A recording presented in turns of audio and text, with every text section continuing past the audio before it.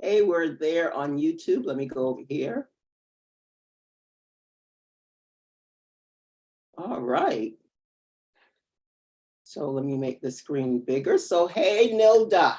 Hey, Akyiaa, how are you? Let me go over here. Uh-oh, let me it's doing that weird thing again. So let me, all right. Out of that. So let me make the screen bigger. So, hey, Nilda. Hey, Akyiaa, how are you? How am I doing? It's still doing that echoing thing again. So let me, all right. Let me see something. So, hey, Nilda. You see how it's echoing? Yeah, How am I doing? Still doing that echoing.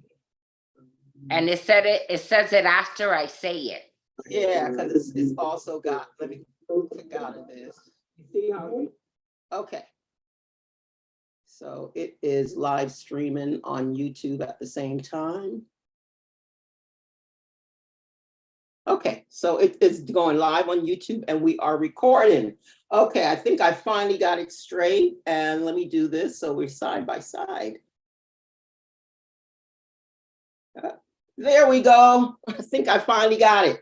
All right. Oh my goodness, this discussion we're going to have tonight has been a long time coming. Yes, it has. So this is about spiritual taboos and the things that you go through as a spiritual person, someone who is intuitively gifted as you are, as I am, and the things that we go through when we come into the knowledge of our spirituality, the knowledge of our gifts and how to use our gifts and what happens. But before we go into that discussion, and I'm going to invite my lovely guest, Nilda, I want to say, hey, I am Akyiaa Azula, and I want to welcome everyone to Life with Akyiaa Live. This is where I interview some very interesting people with some very interesting and unusual life experiences.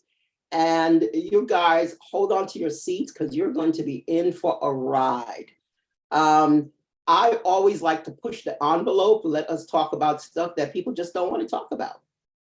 So my guest tonight is Nilda Palat. I hope I'm saying it correctly, your last name. Yep, you are. And my dear friend Nilda, I met her 2019, so that's been a few years. I met Nilda at a book club, right? It was I would call it a book club. We were reading the Tao Te Ching by Lutza. Yep. And she walked into the room and she was late. She walked in from the back door and I just couldn't take my eyes off of her. There was something about her spirit, her essence that just captivated my attention. And when she started to share and speak about her experience, I said, no wonder this woman is a spiritual warrior, straight up bona fide spiritual warrior. And I said to myself, I said, if I am ever in any kind of battle with anyone, whether in real life or spiritually, I'm going to have Nilda have my back. And so I'm going to have Nilda just introduce herself, tell us a little bit about who she is, and how she came into this understanding of herself. So we're going to let you take it away, Nilda. Thank you, Akyiaa. It's such an honor for you to have me here on your first podcast. I just want to say kudos and congratulations to you. I am so proud of you. You know that. As she said, I'm Nilda Palat. I was actually born and raised in New York City, lived there all of my adolescent life, all the way until my mid-30s. Any of you that are from New York, you know, we grow up learning how to be pretty tough. And that was the environment that I grew up in. And then I migrated over here to Florida because I was tired of the snow. You know, you get into that time frame where you're tired of the snow. But at the time when I had decided to come to Florida, I really actually did it because my daughter was very asthmatic at the time. And I wanted to see if a change of environment would actually improve her health. And it did dramatically. She never had asthma again after we moved here, which was like, oh, I mean, it was a point where in New York, even the hospital security guards knew us. And so that just gives you a little bit of intake on how much time I spent there with her. And luckily, when we migrated over here, that stopped. But what also began was a new journey for me because I really didn't know anybody here. Um, Everything was new. It was a new city, a new state, a new environment, a new everything. And so it was like starting all over. It's just like when you grow up somewhere, you kind of know your surroundings and your environment. But when you go somewhere new, it's totally different where you have to start building friendships again, getting to know yourself again in this type of environment. Because I come from a fast-paced environment and I came into a driving Miss Daisy environment, very laid back. It took a lot of getting used to. I mean, when I first came here, a lot of people already thought I was strange because I was very upbeat and thought everything took so long here. Like even in my workplace, I started working at a bank. At first, when I came here, I used to do mortgages. And I was used to everything being 1, 2, 3. And in this state, everything is la di da. What I think should only take 2 hours takes a day here. And so it took a lot of getting used to. But once I got myself acclimated and going, I still was feeling like something was missing. There was something wrong. Just to backtrack a little bit, when I lived in New York, I was having a lot of experiences in my 20s that I could not explain to the average person. So my background is I'm Hispanic, I'm Puerto Rican. In my culture, we grow up already talking about spirituality all the time. They talk about my grandparents, especially my grandmother. She was very big on voodoo. Somebody's doing voodoo and doing all kind of baths and all this stuff to keep like the evil spirits away. And I grew up in that environment. And it seemed like every time something was going wrong for someone, they had to go and talk to a spiritualist, and what we called a spiritualist. And this spiritualist will always find something wrong with you. Like, I don't care how many times you go to a spiritualist, they always find something.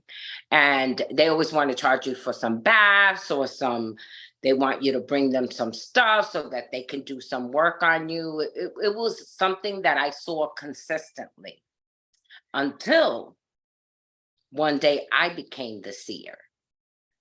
And when I had that first experience, I was scared out of my mind because I could not fathom that I was awake and that I was seeing the things that I was seeing.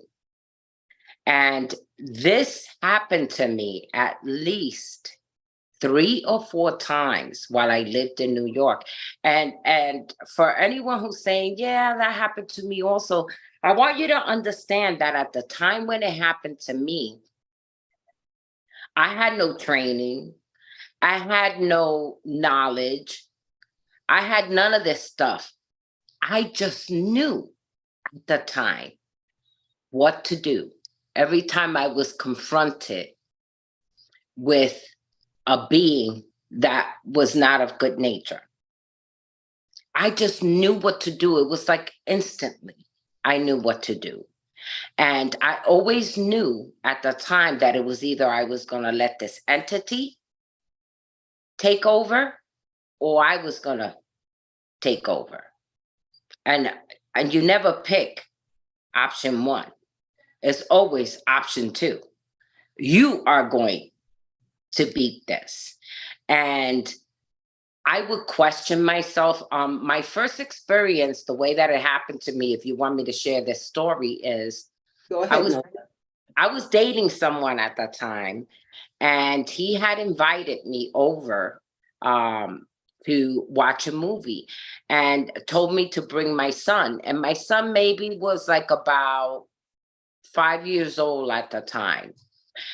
And so we went over to his place, and he had 3 chairs, and we each sat in the chair, and we were watching the movie. And back then it was, for those of you who never heard of VHS, that's what we were using, VHS, where you actually put the movie into the VHS machine and you watch the movie. At some point, all 3 of us must have fell asleep while we were watching this movie, because when I woke up, I looked, and my son was asleep in his chair, and my boyfriend at the time was asleep in his chair. And I looked up at the screen of the TV, and it had a lot of snow. But I instantly felt someone watching me. And when I turned and I looked, it was the most hideous being that I have seen yet, even to this date. Very large feet. I would say those feet were like 7 feet wide. I mean, they were huge. Very hideous looking face. It was just like I thought I was still asleep, and I kept blinking and opening my eyes, and it was still there. And I was like, I don't understand what's happening. And I kept trying to wake up my boyfriend at the time so he could see what I was seeing, and he would not wake up. And so emotions for me to go over there, and that's where everything began. I remember instantly hearing information in my ear telling me exactly what to say and what to do with this being. And no matter how much he tried to touch me or hold on to me, he could not. The power that was coming out of me was overwhelming.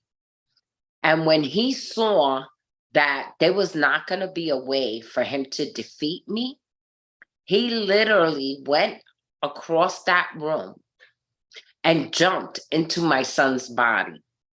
Wow. Whoa. Literally. And the minute he did that, of course, my son woke up. He started growling and trying to hit me and bite me. Now, Oh, wow. as much as I want to kill this thing, not while it's inside my son.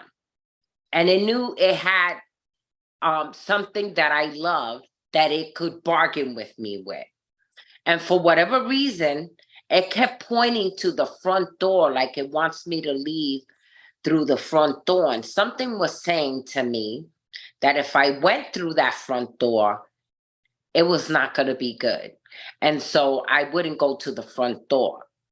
And after a lot of back and forth with it and trying to help my son release this thing from his body, I felt like I was going to give up. And I remember slouching down into this chair, and all of a sudden, this woman appeared in front of me. She was covered, and only her blonde hair was showing. And she had her finger out like this, and it was pointing to a picture he had on the wall. And that picture on the wall was of his daughter, that the mom of his daughter had given him, but she put a beautiful bow around that picture, and it pointed to the bow. I instantly knew what was happening here. And so I went into the other room. I smacked the crap out of that guy. He woke up. I said to him, "You're going to take the bow off of that picture, and you're going to run, and you're going to throw it in the river right now." Why he listened to me, I have no clue. Because if somebody just came out and said something to me, I probably would have thought this person's a little crazy. But he didn't. He went and took that bow off of that picture, and he lived near the river. He went to the river and threw it in, and I stood back with my son. And the minute he did that, I knew, because everything came running out of that bow, including the spirit that was inside of my son.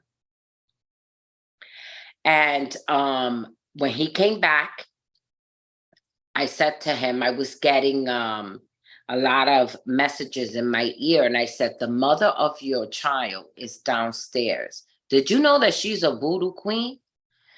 And he was like, what? I said, yes, she does voodoo. She did voodoo on that boat. And he goes, she will have no reason to be here. I said, she's downstairs waiting for us. And as soon as we left his apartment and went downstairs, there she was. And she asked to speak to him, and she took him down the block. When she took him down the block, I could hear every single word that she was saying, and I wasn't even next to them. And she wasn't talking loud. It was crazy. All of a sudden, her and I are communicating telepathically. And I let her know that if she ever did something like this again, it was not going to end well for her. He drove me back home. And at this point, even though I was a single mom, I still lived at home with my mom, and I never once stood out. So it was a little odd to me that my mom wasn't up and looking for me. But when I got home and I opened her bedroom door, she was laying covered with her blonde hair sticking out and her finger pointed like this. And I started crying immediately because I just realized at that moment that a lot of the spiritual help that I was getting, I got from my mom, and she didn't even realize it. And so I woke her up, I was crying, and we do this thing when you've had a problem with spirits, or a spirit has entered somebody's body, where we take a big leaf, and she cleaned my son from head to toe with that leaf. She did it to me, and she did it to everybody in the household, and said to me, I can never have that person come back in here because they're messing around with, they have a connection with someone that does not play nice, and we can't continue to have this. And I never saw that guy again after that. And from that point forward, that's the way it always appeared to me. It was always unexpected, all of a sudden. You don't know how you know what you know, but you know everything. You know what to do. You're confident. You have no doubt. You have no fear. You don't have any of those things when it's happening. But if I'm in a normal state and someone was to talk to me at that time about that story, I would have ran out that door. I probably would never go to their house again. And this is what I was coming against as I was actually awakening at that point, is that I didn't know anybody like me. When you told these stories, people were like, you think anybody wanted to date me if they find out that I see um, entities or beings? And it was like, you start to think that they think that you're going to do something wrong to them. And so I stuffed it. I stuffed my gifts, and I quieted them, what I call quieted and shut them down, until a few years later when I moved to Florida. I'm going to say to everyone out there, Akyiaa, that when you do that, it revisits you. If this is if this is what you're supposed to be doing, it'll come back. I felt such a sense of, I felt lost. I didn't know what I was supposed to be doing, who I was supposed to be doing it with. I just felt like something was missing. And then I found that book club. When I found that book club, what was supposed to be a group of people meeting to read spiritual books, meditate, and talk, and I didn't even know how to meditate at that time, and talk about the contents of the book, what I ended up finding was a group of people like myself with gifts that they were looking to share with the world. Not everybody was the same. Everybody had different things going on. Some people had similarities, and we really didn't know what to do with this or what to call it. or what it is. But I, for the first time in a long time, I felt like I was around like-minded people, that I was not strange, I was not weird, I was not alone, and that I could learn how to embrace this. And that's when my real journey began, with embracing my gifts. And that was about, I would say, like maybe 8 years ago. Wow. That was a So, long time. so when you finally did start to embrace your gifts, because I remember when we met, Uh-huh. and you were telling me you were sharing some of your experience at the book club, and I Okay. realized she's a spiritual warrior, and we started to have conversations with each other outside of the class. And Right. I remember you always telling me, Akyiaa, I can't see anything. I can't hear anything. But what was funny about it, you would always describe something and Yes. explain what you have. And I said, well, you're describing it to me. So how are you doing that? And she said, oh, I did see that after all. So it's really funny, because I think of all the cultural taboos, especially coming from the Caribbean. Like, I'm from Jamaica, you're from Puerto Rico. It's a huge taboo. Like, there's a stigma with people, whether you're from Africa, whether you're from the Caribbean, Eastern Europe, there's this huge stigma about, you're doing voodoo, you're doing black magic. You don't think of it in the sense of, this was something that has been around since the beginning of time. Yes, people did bad things with this, but it was also a part of healing.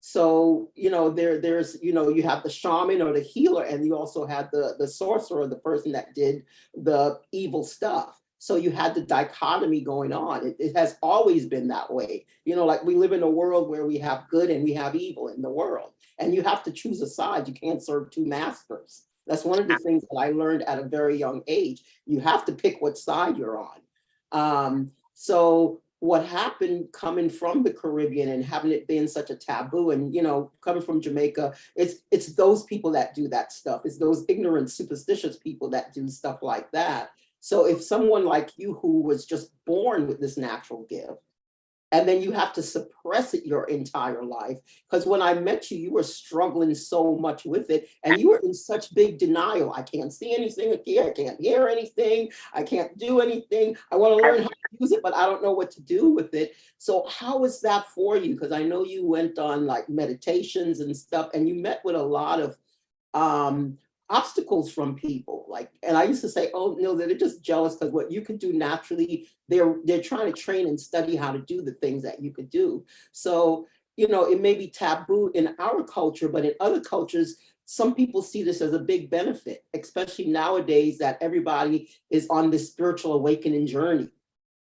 And, and I feel people like yourself are really crucial and necessary, because you're the real deal. You're someone that could really tell people, this is how this worked, this is how this happened. And the other thing, so I'm asking you this question: how do you be this spiritual person, this person with these powerful gifts, and at the same time, just be a normal human being? Because people think you're like, always meditating, like you're in some Shaolin temple or something. And No, not the reality. So I'd like you to I speak. am definitely not. First of all, I don't have the time to be meditating like a monk all day. Don't have anything against anybody that does. It just doesn't fit into my life at this time. I mean, aside, you know, from all the other normal things we do so that we earn our income and all that kind of stuff. I have grandchildren that I love very much. I have kids, I have good friends. So, you do have a life aside from this. What's funny is that I had the life before I embraced the gift, right? And then I got the gift and then I shut it down. Then I came here, I want to open it up again. And what was key in me being able to even get to the point that I am right now is a support system. And so, for example, at that book club, who did I meet? Other spiritual warriors. There were people that were there to read that book. and study that book and nothing else. And then there was those few people that were there because they wanted to serve and they wanted to use their unique gifts to help people and put it out in the world and help others because they knew what that struggle was when they were going through their awakening. And that was the first key to helping me, is that I had people that believed in me. I believed in them. We believed in each other, and forward and onward, as I would say. I started to get involved in different groups and experience different things. And it's funny because one of our great friends, Mike, helped me so much. I love him so much. He was always my cheerleader. He's, as a matter of fact, the person that introduced me to you. He's always been like what you call your number one fan, my support system. It's like having a brother. I have 5, it's me and 4 sisters. We're all girls. So I never had a brother. He was like a brother to me in the sense that he saw things in me also that I didn't see in myself. You saw things in me also that I didn't see in myself or wasn't willing to acknowledge about myself, because we walk around blinded by choice. It's not that it's not there. It's just that you don't want to see it. You're not ready. But it never goes away. It's always there. You just think it's not there. And whatever you train your mind to believe, it's going to believe it. And so exactly how you would ask me those questions, like describe it to me. Well, how am I describing it to you if I can't see it? And it was those aha moments that allowed me to allow myself to learn to start trusting and allowing and embracing. And boy, let me say this to you. There are times when things are so peaceful and quiet that I think it's like spirit is on vacation. I'm gonna call it that. Spirit's on vacation. It's been so quiet. Nothing has happened. Everything must be good. There's nothing going on. And then all of a sudden, I'll go to a dinner and bam, there it is. Where I'm confronted with someone who has never done a single thing to me. Don't know them from a hole in the wall, but I do know them spiritually. And for some reason, when there is a spirit around me that is not for my highest good or anyone else around it, I catch them. And sure enough, I realize, it is not quiet. Spirit is not in vacation. I'm always turned on and tuned in, but not every moment of my life is going to be about being in a spiritual battle either. You do live a normal life. You do have normal friends, even if they think you're not normal. It's gotten to the point now where people get excited to know me because I'm not holding back anymore. I have already accepted that this is who I am. This is what happens. And those who wish to be a part of my life, this is a part of who I am. They're either going to take it or leave it. But I would not ever go back to that place where I would feel that I would need to shut things down or be afraid. The fear is no longer there. I have no fear of what other people think. I don't even care what other people think. It doesn't matter at this point. What matters to me is always doing what's in the highest good of anyone who's involved in a circumstance where something like that is going on. And something that really spiked really big for me in the beginning too, when I realized that I wasn't seeing what I claimed to be saying that I wasn't seeing. I was feeling like nobody else's business. When I feel, I start looking around, my chest starts getting tight, and I know there's something there. And I will keep looking around until I find it. That is how my indicator, how I know there's something wrong. It always happens to go to my chest area where I feel tight, and I'll feel it in my body. And a few times when Mike and I, we used to go hang out a lot and go a lot out to dinner. And there was an area that we used to go to up in a place here in Florida where of course, where you know where we're from. And every time him and I went to this particular area, for some reason, we would be talking, and both of us all of a sudden would start feeling and seeing things. And I would tell him, I think a lot of people got killed here. I can feel it. Like you can feel energy. And all of a sudden, the words for whatever I'm feeling come into my mind, and that's how I express it. And so when I see someone, and I'll tell you another quick little funny story, because this one always kills me. I went to a gas station, like not to get gas, but to buy something inside. And I was on the line, and there was a lady that was 3 people in front of me.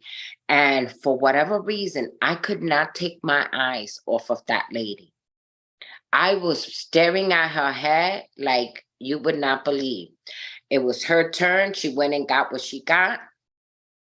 And when she turned around to walk out, she probably thought I was a lesbian, because when I was looking at her, I looked at her, and as she was walking away, I followed her all the way with my gaze until she walked out the door. And it was her energy was speaking to me. There was something not right there. I just couldn't put my finger on it. So as soon as she walked out the door, I let go, and I was like, oh, it's okay. It'll be okay. I did whatever I had to do. And as soon as I walked out of that store, that woman was standing next to my car waiting for me. Now, how did she know that was even my car? Wow. And I acted normal as I was going to my car, and she asked me if she can speak to me for a moment. So at first I'm saying, I wonder if she thought I was a lesbian. She's gonna ask me out for a date or something. But then when she said, do you know that you have really strong energy? I instantly knew to act like I didn't know. And I went, huh? And she said, do you know that you have a very strong energy? I said, no. She took out a card and said to me, I would like to train you to embrace that energy, because you possess a very strong power. I want to train you on how to use it. And I said, really? I said, oh, thank you, blah, blah, blah. The lady walked away, got in her car, left. I ripped the card, threw it in the garbage, and said, hell to the no. I knew. I didn't have to think about it. I didn't have to guess. I can feel it. And that's typically how it starts out for me. It starts out with a feeling. I start exploring the feeling. The thoughts start coming. The words start coming out of my throat. Sometimes the words are not the greatest words either. That's another thing. Is I don't know why I want to say them, but I do.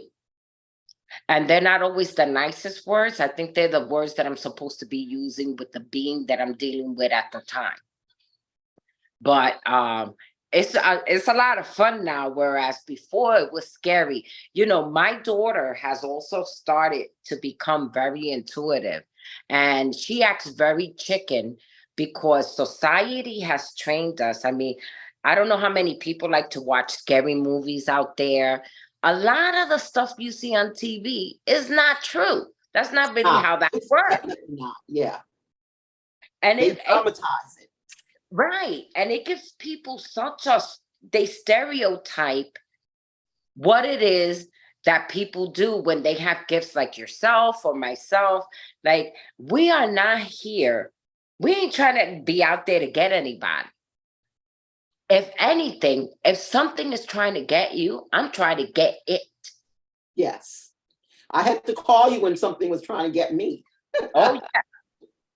And let me tell you, what's funny is that when you called me and something's trying to get you, the instant feeling is never, they're gonna get her, or I'm afraid. The feeling is, I'll fix you. I'm gonna find you. And when I find you, I'm gonna tell her how to get rid of you and how to protect herself from you, because this is not gonna happen. And because I always have that attitude, I think is what helps me to get through it, whatever that is. And I sense, or sometimes I look at someone, nothing has happened. I just look at them and I could tell that something is wrong. And I'll say, are you sick? Or have you been going whatever? And they'll look at me and they'll say, how did you know? I said, I see it. But that's not 24/7, 7 days a week. It happens to me randomly. And when I see it, I call it, I don't take it back. So when I'm saying to someone, it may not make sense at the time, but if I tell them, I'm not seeing that, I'm getting this. Something similar happened to me with you, remember? I thought I was moving. You said, you're not moving right now. It took a whole nother year for me to move. You're not moving. I was upset with you. I was like, oh no, don't tell me that, Nilda. No, I am moving. And I had the date, I had it planned out, 3 more months, I'm out of here. And Nilda was like, I don't see that happening. That's gonna get delayed. You are absolutely right. But you know what I found out? I had to clean up my house before I could move. That was what was going on. I had to see what was happening around me. And once I found that and that broke open, I was able to move. Until then, I couldn't move. And I was told, yeah, you have to clean that up first. You couldn't go on and do what you needed to do with that, around you. So yeah, that was so true. But also remember that I've had incidents where you guys have had to come and help me because I was baffled. I was intuitively thinking I knew how it happened, but I wasn't sure. And so that's another thing I learned. And actually, you were the first one that said this to me, is that you don't ever have to do any of these things by yourself. You can always ask for help. And I think that's another thing that, we as a society are taught, is that if there's strange things happening with you, yeah, be quiet. And don't know. And when you say that, it's like that saying that evil thrive when good people stay quiet. And that whole thing of keeping everything hidden, keeping it on the down low, is when a lot of these things, whether you're talking about incest happening in families or abuse or any of these things, it thrives under this secrecy, under this cover, like you can't tell anybody. And that's why I'm so excited about doing this, so people get to meet someone. I had nicknamed Nilda the no BS medium. Because Nilda gives it to you straight. She is like straight, no chaser with her. She just tells you as it is. She doesn't try to sugarcoat it for you. And she's not mean or anything. She just tells you, like, this is what it is. And she's usually on point. That's why when she said, you're not moving, you're going to get delayed, because I had it all planned out. I'm telling her, I've got this lined up. I got this. I should be out of here by this. And she said, that's not what I'm seeing, Akyiaa. And yeah, so she tells it to you straight. But I want to also ask you before we leave, I know you did banking and you're into another career. Not only do you do your spiritual work, like you said, it comes up randomly. You're not like focusing on it as a business. It comes up when it's needed. When you need to help somebody, it shows up for you and you're able to help them and you keep moving on. So you're like this spiritual helper messenger that, like a traveling monk. You're like the spiritual helper that just shows up when someone needs them. And then you're looking at, tell me a bit about some of the other things you did. You just finished school, you finished Um, cosmetology school. And Actually, it's so funny because this has been a year of discovery. And so I was in banking for 15 years, and last March, no longer. And I said, well, you know, I'm going to start doing the things I really like doing. So, what's one of the things I like? I said, I don't know, maybe it's because I had a little time after working so many years straight. You don't know how to lay back and relax. So for the first, I would say 3 months, I was trying to learn how not to be always on the go and trying to get an immediate job probably that I was going to hate, only because I was accustomed to being out there in the corporate world. So I took a step back. I became a licensed esthetician. So I decided to go into that career with body contouring and facials, and I was fascinated. I learned a lot about that stuff, and I like it, but there wasn't really a big market after I went and took all those classes here in Florida, unless you get into your own business. And so I did discover, though, through just my spirituality, that I did not want to go back to corporate America where someone was going to tell me what I was worth. And so I just said, what do you like to do? One thing I will say, that whether it's spiritually or in any arena in which I am working, is that I really like people and I really like serving. And so I said,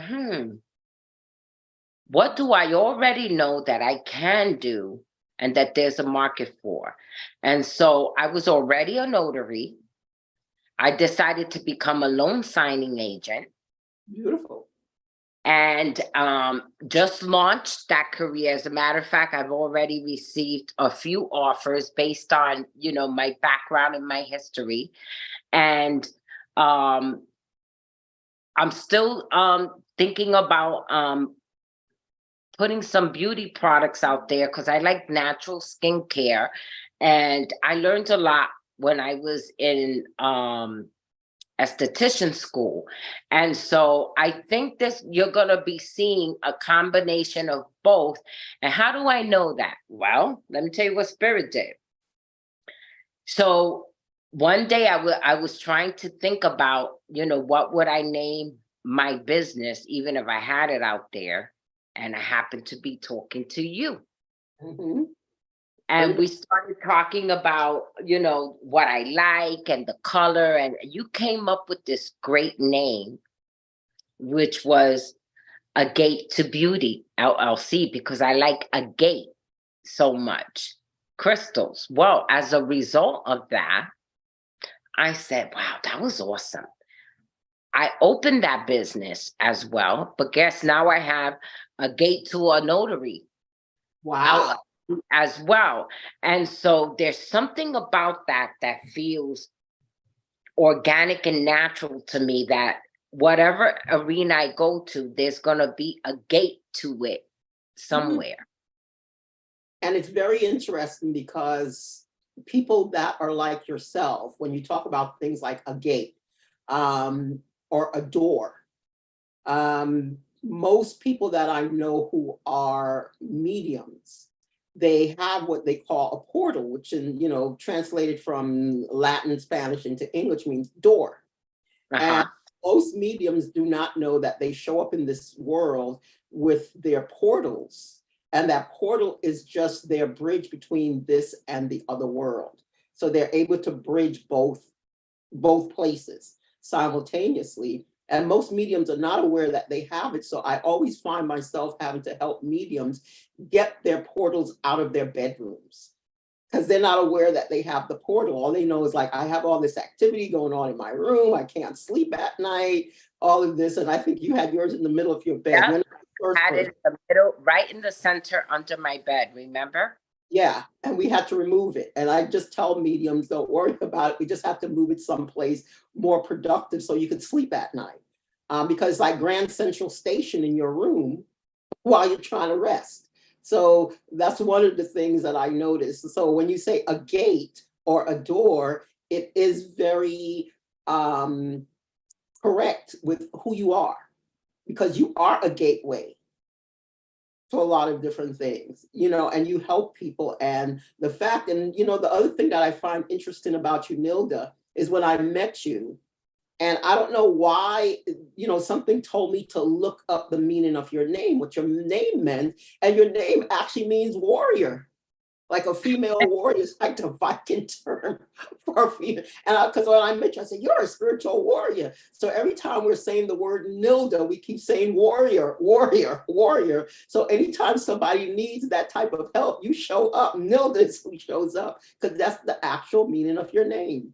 That was another thing, is that, maybe I had another lady tell me the same name you told me, as a matter of fact. And she also told me that I was a very powerful, I think she called me an empress. Mm-hmm. And that I would go up into the mountains, and that I would make incantations to help people, that I was like a high priestess. Mm-hmm. And, you know, whether that's true or not, the one common thread between what you said, she said, is my entire life, someone was always saying to me, you're so strong. Oh, I remember you didn't like that. I didn't like that. I wanted to say to people, I'm weak too. I'm human. I'm not strong. Look again. Mm-hmm. But then I realized, you know what? I am strong. And I don't have to feel bad about it. Because when there's someone in front of me that's in trouble, especially on the spiritual level, if there is something within my power that I can do to help you, damn right, I'm going to do it. I'm going to do whatever it takes, because it is a natural instinct within me to help and to do what is in our highest good. I don't play around with anything that is not in our highest good and is not acceptable to me. And I don't know why I have that firm stand, but if the creator, well, not if, the creator gave me these abilities for a reason. And so if I'm one of his warriors, I'm going to do a damn good job. And you When do. You do. thank, You know, thank you. I know when you showed up, a lot of stuff that was trying to hinder me, I tailed it out of there. It's like, oh, Nilda's going to be coming. Okay, let's go. Yeah. So. Well, you helped me a lot too, Akyiaa, because you gave me a lot of mentorship. And you know what happens when someone mentors you, right? All of a sudden, a teacher will show up and you become the student. Mm-hmm. Because you've already opened that within me. And so the roles sometimes reverse. And that's the beauty Yes. of where we're at now, is that there's someone always that's doing something a little different from what you're doing, that can help you with this. Or I love it. I just think it's amazing. And every time I come across someone who is intuitive, or who's just in the beginning, or who's where I was, where they're confused and they're doubtful, it's just so humbling to know that as they go through that journey. Because now, the one thing I could tell you that I learned now that I didn't know then, is that I trust a whole lot more. Mm-hmm. Whereas before, I would doubt myself. Did I really hear that? Or did I really say that? No, I heard that. And so now it's a firm yes. And sometimes that's the part that throws people off, when I go, mm-mm. And I tell them, I'm sorry. I don't see that. I don't see that happening. And they're looking at me like, who you think you are? Teresa. Teresa Babylon or something. But it's nice when they come back to you later and they're like, remember that thing you told me? Mm-hmm. Yeah. It happened and exactly the way you told them it was going to happen. Yeah, and that level of accuracy comes from having a pure mind and a pure heart to do this work. People can't, one of the things that people don't understand about this field and this work, you have to remain pure. You have to remain clear. You can't sit around being jealous or envious of other people or trying to cut anybody else down to do it, because it's gonna mess up what you can do. And Absolutely. and like I said, even if somebody does something to me, one of the things I was always taught: keep your hands clean. Do not retaliate. Do not, leave them alone. Karma, whatever we want to say, God will take care of that on its own. That's not your job. That's not for you to do. So you just don't go around doing bad things to people, because it's going to come back to you. And you cannot do this work with that type of mentality. You have to keep it pure and you have to keep it clean. And the more you keep it pure and clean on that level, that's when you get that level of accuracy, that you get that level of precision, that level of knowing. And then you could trust it because you've done it so much that you just know, like how to drive your car. You have to think and try to figure it out each day. You've been doing it so much, how to you could drive it in your sleep, if you could drive in your sleep if that was possible. And it's the same thing with this. You're building a muscle. When like I tell people that are young and they're starting out or they're wondering, well, how you get to this level, we all start someplace. And it all starts, like you said, with a lot of doubt, a lot of self-doubt. Did I really hear that? Is that really true? Is that my imagination? Did I just make that up? You start out with all of that. And then it's by you actually following through and trusting what you're hearing. And you build the muscle and you get stronger and stronger and you get that confidence. So that's what you're speaking about and trying to tell people who are starting.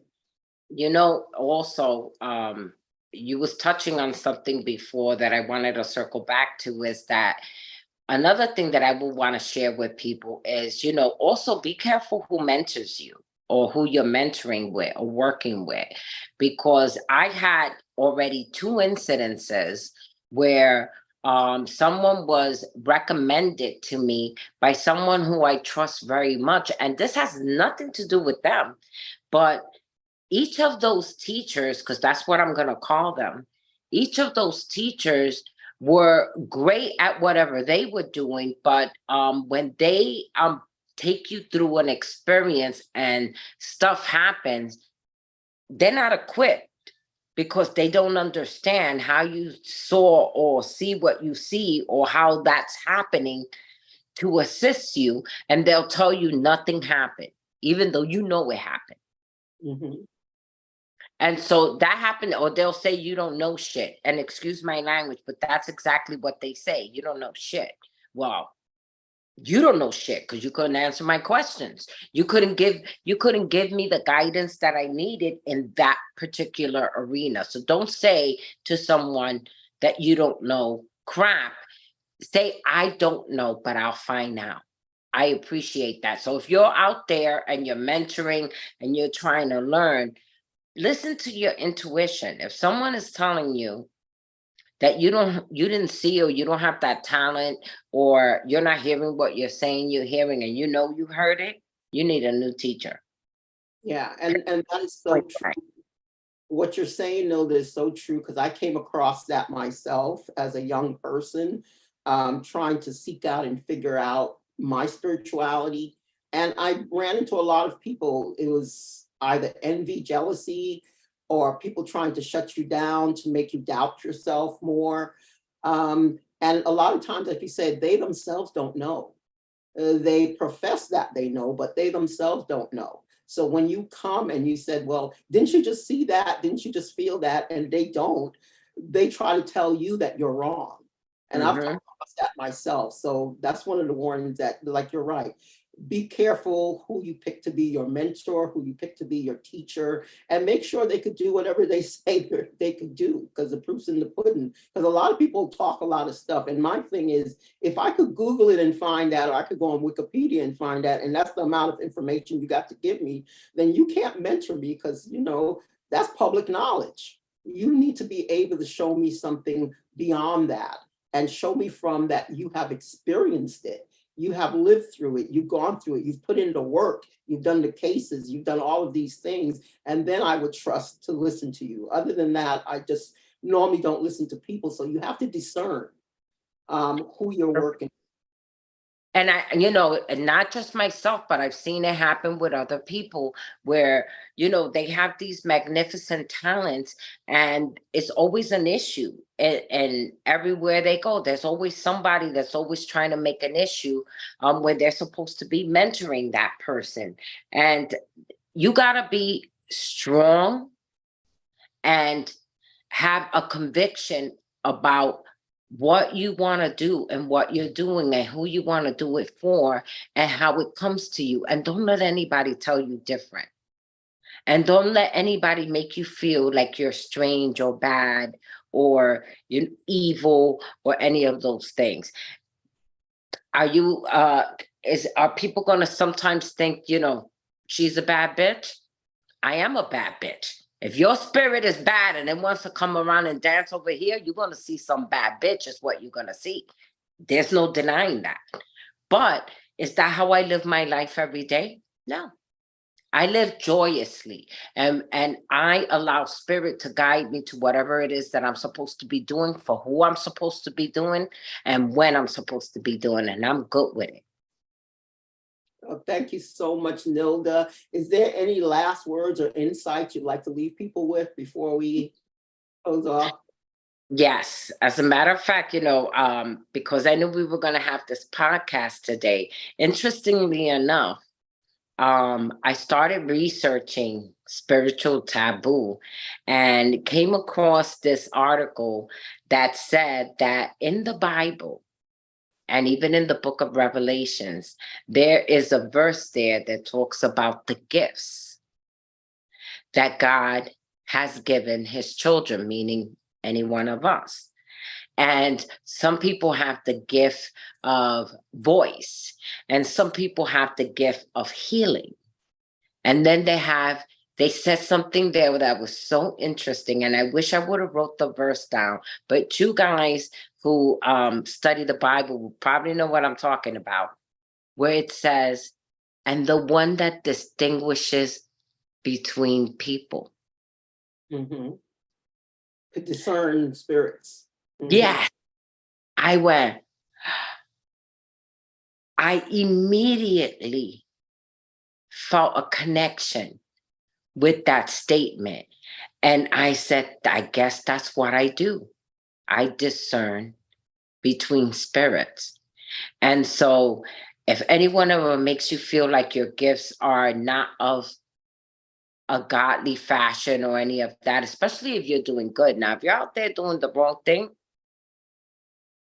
one of us is going to come across you one day. But other than that, if you're doing things for people's highest good, don't let anyone stop you. Trust yourself. Believe in your intuition. It's a muscle just like the rest of our muscles over here. The same way you exercise that, exercise your talent. And don't let anybody stop you from being who you are. Especially like this beautiful lady over here who invited me to her podcast. If you ever had a chance to work with her, you already know what I'm talking about. She will make you see things that were already there within yourself and you didn't believe you had them. When you hear it from somebody else and you know that person, trust that person, and they help you to grow that, it's unbelievable. This is the lady for you. Well, thank you so much, Nilda. And part of what I know I've been called to do and given to do is that I see people and I see their purpose. And I remember telling a group of people that I see your soul, and you had me cracking up. You said, you told a networking group that you see their soul. Everybody wants to skedaddle out of there. So we'll go into that. I said, they say, this lady knows our secrets. Yeah, it did not go down too well. But one of my gifts is to see people. I could see their purpose. I could see what they're here to do. And the gift is to help them to do that. to get them on their path, to get them to feel confidence about showing up in the world as who they really are. And so that goes into part of why I'm doing a series called Creation for Money, which actually helps people monetize their purpose. So we're doing June 22nd is when we're going to start the first class on creation for money and purpose, because a lot of people will not fulfill their gifts. Like you found exactly like what you like to do. You've merged together all the knowledge you have around finances and banking and your ability to help people and get them on their way without it being very corporate. So the notary and helping people with their loans and all of that really makes sense for you. And the fact that I remember when you told me you were at the bank, you used to do your spiritual work with people when they came in. So that was something that you were doing naturally. So now you have the ability to help people that are going to be sent to you. So that's what my thing is, to find out, how could I help you with your purpose? How could I help you if you want to turn your purpose into a career? And how could we help with that so you can make a living? This could be your livelihood, your purpose. So that's why I'm doing this series. But like I said, Nilda, she's a remarkable woman. If people want to get in touch with you, Nilda, how would they get in touch with you? Do you have a Instagram, a handle, some way they could get in touch with you? I do have an Instagram. I really don't know the handle right now, but I will share my email address. They can connect with me there first, which is npn1134 at yahoo.com. I'll say it again. It's N as in Nancy, P as in Paul, N as in Nancy, 1134 at yahoo.com. And I'd be happy to help you out. Okay, thank you so much, Nilda. And we're going to give it a good night to everybody. And thank you all for showing up for Life with Akyiaa Live with our very first guest, Miss Nilda. And she is amazing. And this was an amazing discussion. And hopefully, thank you so much. This message that you gave out tonight is there to help somebody. Somebody needed to hear this tonight, what you have to say. So, and that's part of why we're doing this. So thank you very, very much, and good night. Thank you so much. Good night, Akyiaa.